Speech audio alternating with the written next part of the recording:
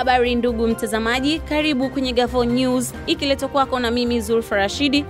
Tukianza moja kwa moja jijini Mbeya.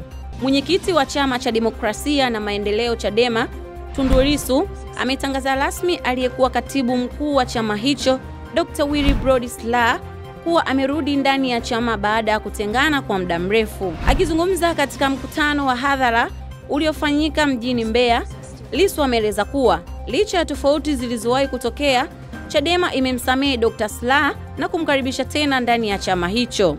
Mbunge wa Buchosa Eric Shigongo amewataka vijana wa Buchosa kufanya kazi kwa bidii ili kujipatia maendeleo, huku akiwaasa kuachana na unywaji wa pombe kupitiliza ambao hauna faida kwao. Ameyasema hayo alipokuwa katika kijiji cha Isaka, kata ya Nyehunge, jimbo la Buchosa.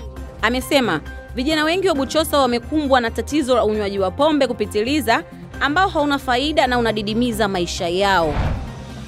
Na tukiamia jijini Dar es Salaam, kesi ya hujumu uchumi inayomkabili msanii wa uigizaji Joyce Mbaga mwenye umri wa miaka 32 almaarufu kwa jina la Nicole Bell na mwenzake Rehema Mahanyu mwenye umri wa miaka 31 itatajwa leo Jumatatu Machi 24, 2025 katika mahakama ya hakimu mkazi Kivukoni. Kwa mara ya kwanza washtakiwa hao wamefikishwa mahakama hapo Machi 10, 2025 na kusomewa kesi ya uhujumu uchumi yenye mashtaka matatu likiwemo la kuongoza genge la uhalifu. Aliwasomea mashtaka hayo mbele ya hakimu mkazi mkuu Ramadhani Rugemalila na akisema kuwa washtakiwa wanakabiliwa na mashtaka matatu. La kwanza ni kuongoza genge la uhalifu kwa lengo la kujipatia fedha, na la pili wanadaiwa kutenda kosa hilo kwa lengo la kujipatia faida kwa kupokea amana au miamala kutoka kwa jamii bila kupata leseni kutoka Benki Kuu ya Tanzania BOT. Na tukiamia kwenye habari za kimataifa moja kwa moja, tukianzia nchini Israeli. Moto umezuka katika hospitali ya Nazil baada ya shambulio la anga la Israeli. Wizara ya afya inayosimamiwa na Hamas imesema shambulio hilo limesababisha vifo vya watu wawili na wengine kujeruhiwa na kuharibu sehemu ya hospitali ya Nazil, kituo kikuu cha matibabu huko Khan Yunis. Wapatanishi wa Marekani na Urusi wanakutana nchini Saudi Arabia kwa mazungumzo yanayolenga kumaliza vita vya Urusi na Ukraini.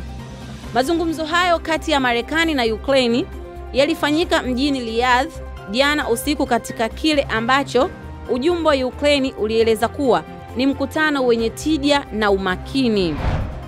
Na tukiamia kwenye habari za michezo, Yanga inatarajiwa kushuka uwanjani leo Machi 24, 2025 kwa ajili ya mchezo wa kirafiki ambao ni maalum kwa ajili ya uzinduzi wa uwanja mpya wa Singida Black Star. Walter Harrison, meneja wa Yanga, amesema kuwa wananchi watapata burudani ambayo walikosa kwa muda mrefu kutokana na mchezo wa kirafiki dhidi ya Singida Black Stars unaotarajiwa kuchezwa uwanja wa Airtel. Mshambuliaji wa Newcastle Alexander Isak yupo tayari kuhamia Barcelona, lakini angependelea kujiunga na Liverpool ikiwa watamnunua mchezaji huyo wa kimataifa wa Sweden mwenye umri wa miaka 25 ndani ya msimu huu. Na hayo ndio tulokuandalia leo katika Gavoo News.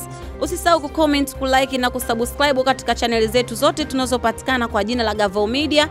Ulikuwa nami Zulfa Rashidi, mpaka wakati mwingine, bye bye. Gavoo Media, pamoja hatua kwa hatua.